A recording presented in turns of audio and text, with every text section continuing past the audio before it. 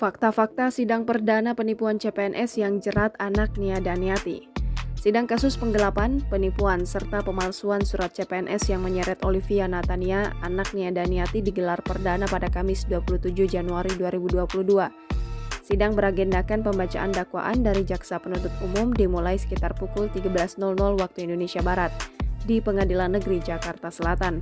Dalam persidangan, Olivia Natania hadir secara virtual mengenakan kemeja putih. Saat ini dirinya sedang berada di rutan Polda Metro Jaya. Berikut fakta-fakta persidangan tersebut. Olivia Natania ungkap kondisinya sehat. Sebelum mulai sidang, Jaksa Penuntut Umum menanyakan kondisi kesehatan Olivia Natania. Dari pantauan Tribun News, Olivia Natania terlihat tampak santai saat mengikuti jalannya persidangan melalui aplikasi Zoom. Olivia Natania terancam hukuman penjara 4 tahun. Dalam persidangan, jaksa menyebut Olivia Natania bersalah dan terbukti melakukan tindak pidana penggelapan, penipuan, serta pemalsuan surat CPNS. Selanjutnya, sidang akan digelar pada 14 Februari 2022 beragendakan pemeriksaan saksi dari jaksa. Pengacara sebut Olivia Natania tak salah sepenuhnya. Pengacara Olivia Natania, Andi Mulya Siregar, turut menanggapi dakwaan yang diberikan jaksa untuk kliennya. Andi mengatakan bahwa Olivia tidak sepenuhnya salah. Justru Agustin yang merupakan pelapor sekaligus mantan guru SMA Olivia juga terlibat. Ungkap keterlibatan Agustin. Menurutnya, kasus ini bisa terjadi juga merupakan campur tangan Agustin.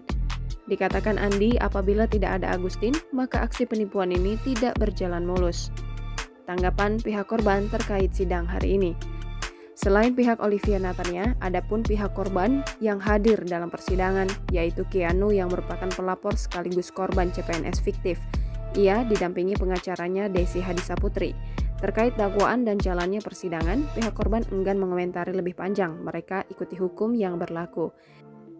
Desi turut menanggapi pernyataan pengacara Olivia Natania yang menyebut Agustin juga bersalah dan seharusnya juga menjadi tersangka.